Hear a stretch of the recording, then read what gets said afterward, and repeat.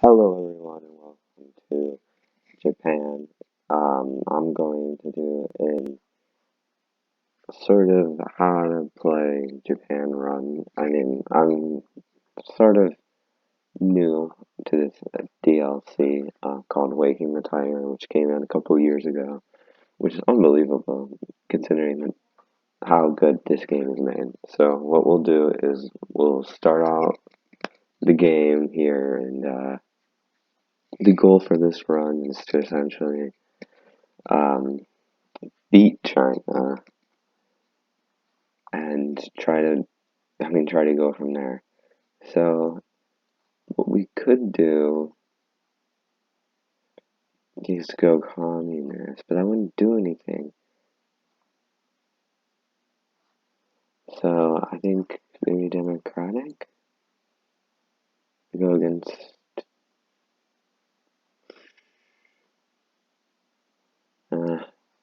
I think the best way is just the original way. And so we start with our research slots. 4 research slots, perfectly fine. We can add, I think, 1 more in the future. I don't know, but 4 slots is perfectly fine. What we're gonna do is we're gonna put artillery in our divisions. That'll help us push through Chinese land, and we'll get rid of these bombers and put them with CAS instead. Put the CAS higher up, and we'll let all of these ships just build themselves out. Then for our divisions in the South Pacific, we have a huge amount of divisions down here.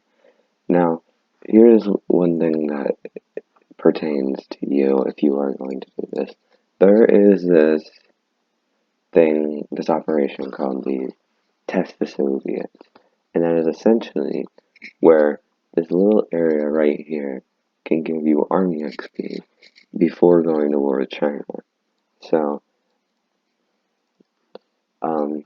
to get that, in my experiences, you need to try to get rid of this crappy division, which means you must get rid of it from all your divisions. Now, for that, we'll either change them all into this horse division, this tank division, or the main division for the offensive. Either way, we're going to try to focus on switching these, and I'll just put the horse division for this one. That way we can gain manpower and support equipment, and so I'm perfectly fine. For the Mandarin Divisions, there's about 38. Seems that I included some of the home islands. Here. Grab all of these divisions. These are the home island divisions. I'm just going to add a little name for them. Of course, they'll be put to the front whenever.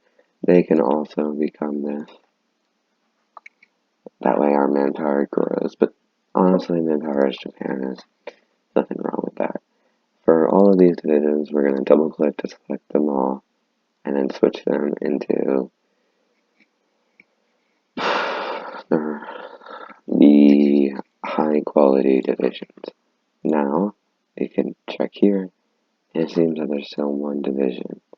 Where's that division right here? We just go ahead and delete it. We don't need it. And now, when we go here, we can officially get rid of this division, which means when the troops spawn here, these 6 divisions that spawn here, none of them will contain the old division that we deleted. The old division that we deleted is weak, and therefore it should not be used. I could deal with horses and that. But then again, it's not a race to speed, so to speak. For the Hody divisions, we will put them right here. Exercise until all of them get to regular, and we'll put our guy up here. This guy is going to be the big, powerful pusher into China, and he will essentially be our leader this whole game. Now, achievements, there isn't a lot for Japan, and it's all pretty much a race. You can conquer Mexico. So, I think what we could do is occupy all of mainland France while having at least equipped 20 fully equipped bicycle regiments.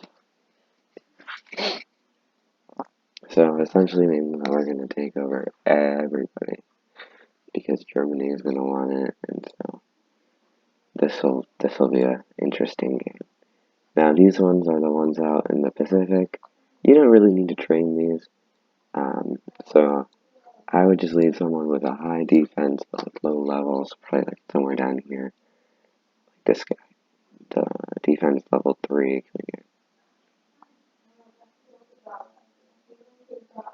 Samurai, politically connected, old guard, a trench chief. So that guy will just be out there. These ones are the Manchurian force. They include one tank and, well, 2 tanks, sorry, and 1 motorized. They'll also be exercised.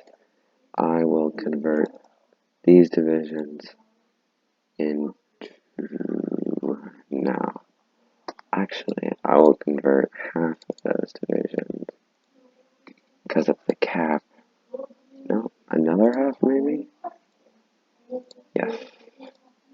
Convert them into 3 Marines. And then the home islands, those can also be exercised to the best amount possible. Now, we look at our stockpile. Oof, that's a lot of guns missing and a lot of support equipment. But let's see how it looks after the first day.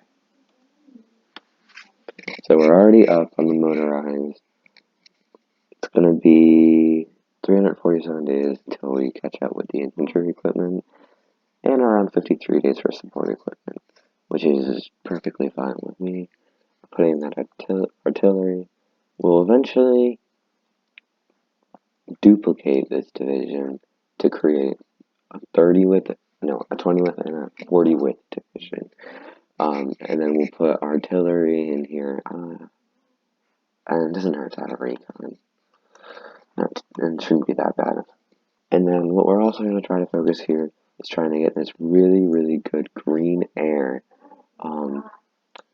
in China. And that's very important to have. Now moving on to Navy, there is a lot here. So what I will do is, where's this guy? Up there. So we're going to combine this guy, add him to this force. This guy's in Taiwan, Kyushu. We're going to select this. I'm going to select him.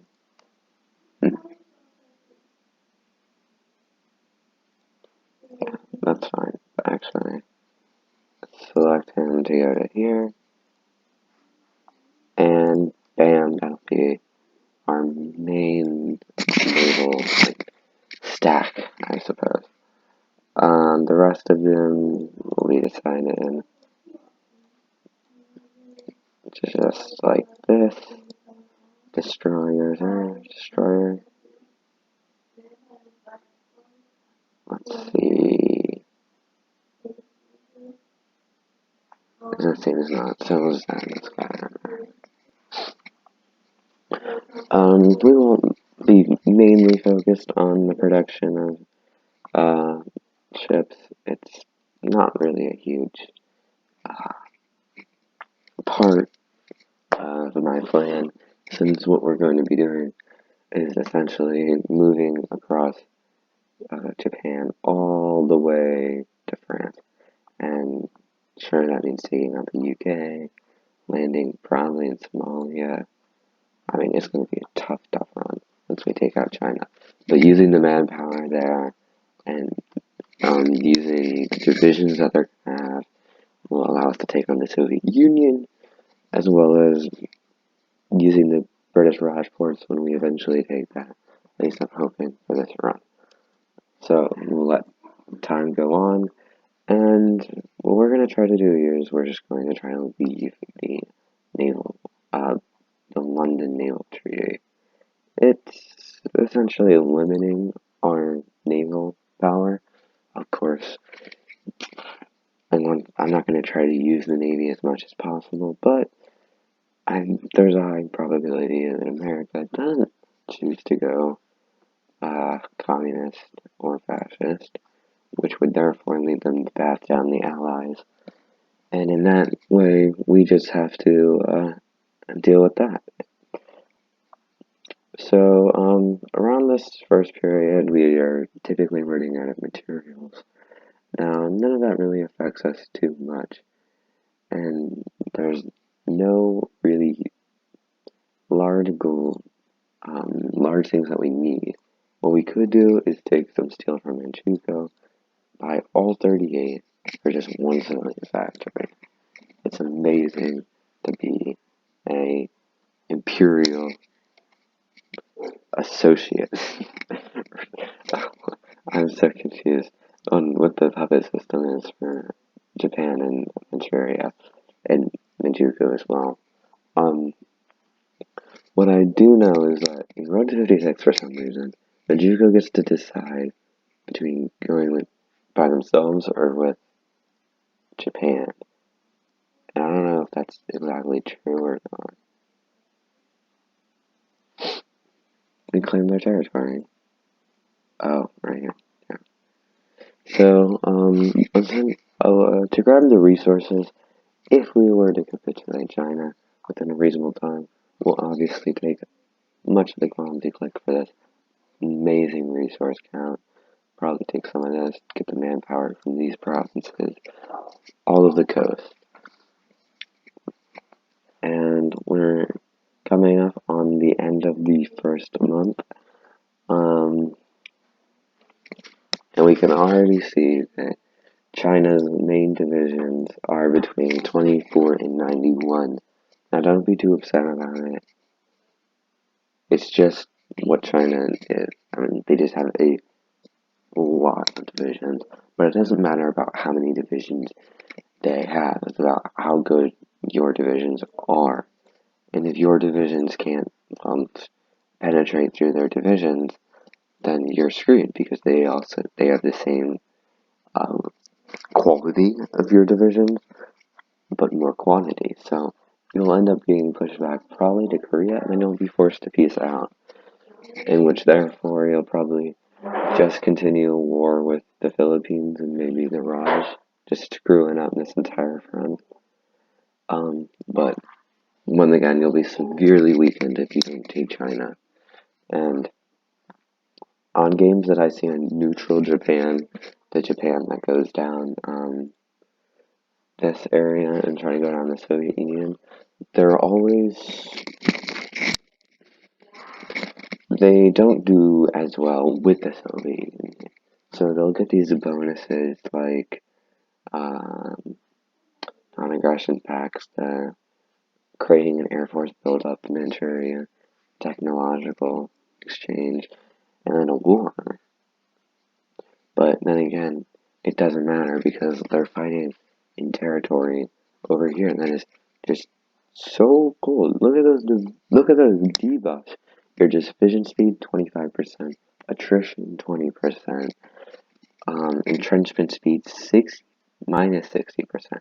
There's just debuffs the whole way into the Urals, and then once you cross the Urals, you're so weakened.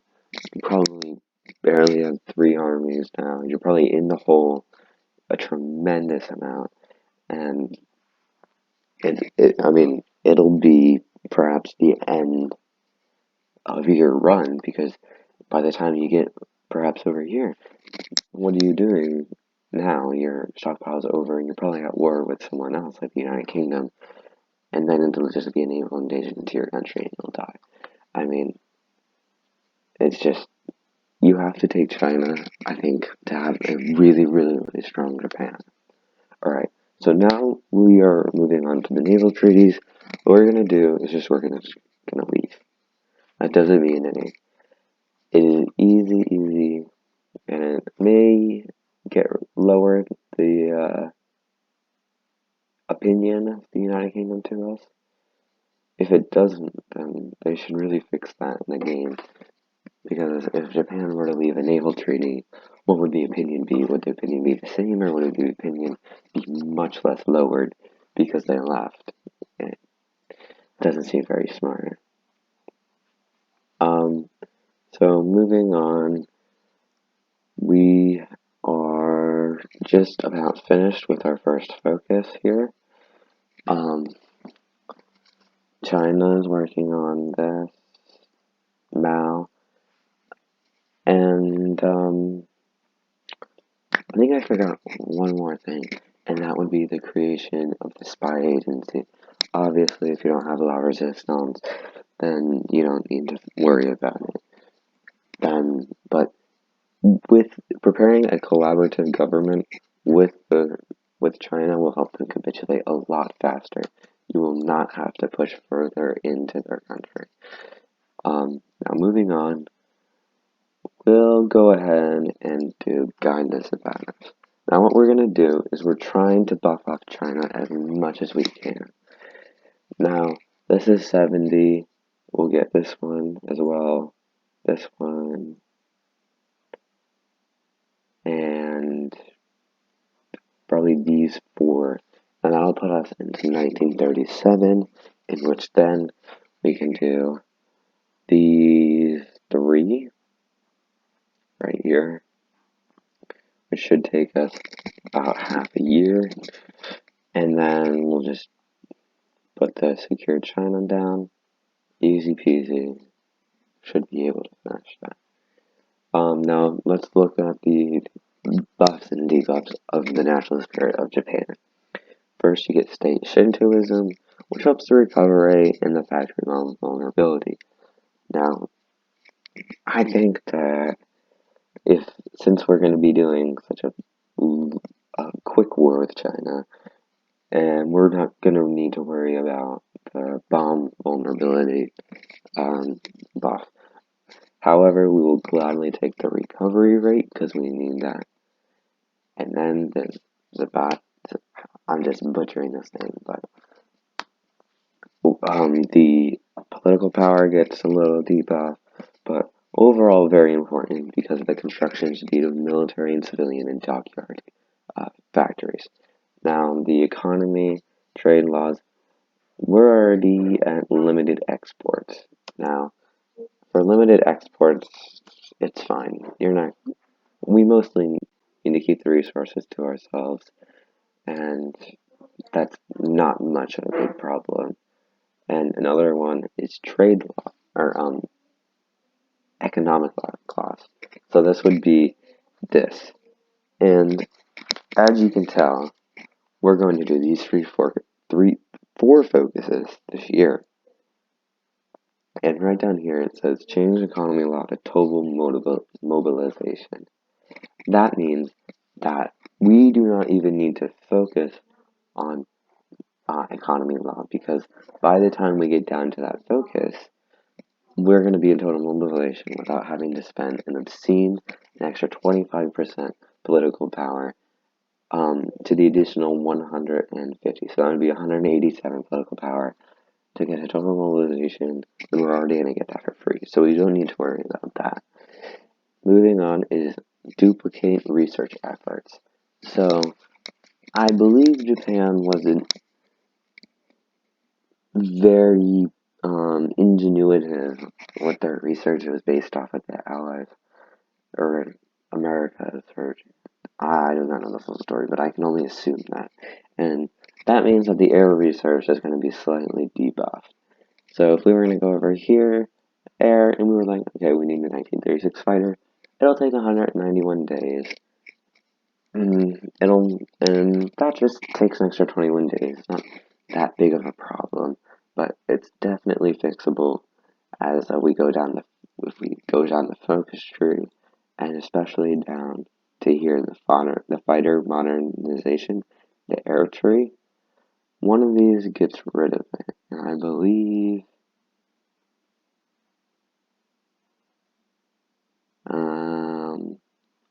do not know which one, but once we get rid of that, it'll be fine. Moving on from that is the Militarism Spirit. This is a huge buff to war support and conscription law cost. Now, conscription law, once again, we're not going to have a problem. We're already at limited, and we already have 1 million manpower. And if that's a problem, well, we can always go down here and request garrison support, which therefore we can use theirs and free up more manpower up here.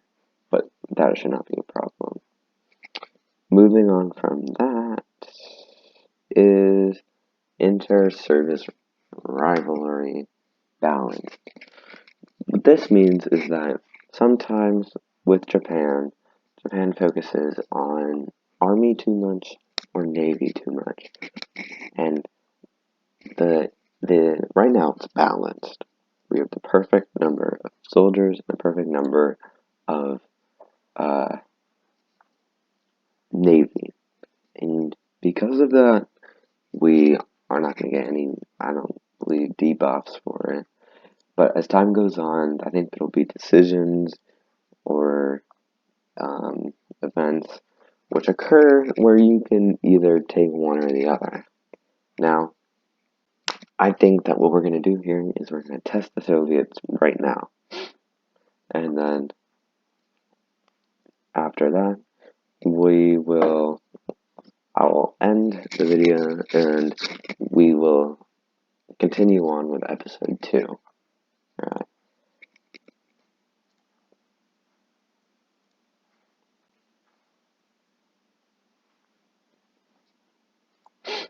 So, escalating the Soviets will create 30 days, and then after that, a border war will start right in this province right here.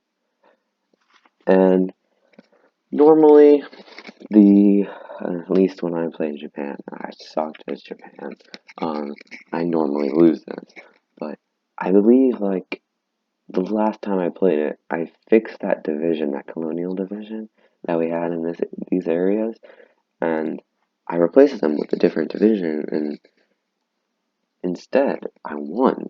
And I thought that was really interesting because I thought that it was because I'm just bad at the border wars. I would suck. And no, it's actually because that the AI also has a mediocre number of divisions in there. And the Soviets' divisions, well, they're not exactly the best thing in the world. So, if you were to delete your bad divisions and replace them with better than mediocre, then you'd end up victorious at this area right here. With that in mind, we're coming up on it, and I think it'll be really, really interesting to see what happens, depending on how much army XP we get, to where we can duplicate this division and then prepare for the war. Now we have an extra military factory, and I'll go ahead and put it into fighter, because the faster we shoot down China's fighters, the faster our cast will be much more productive in the air. Now, I think I will leave it off here. Thank you so much for watching. Goodbye.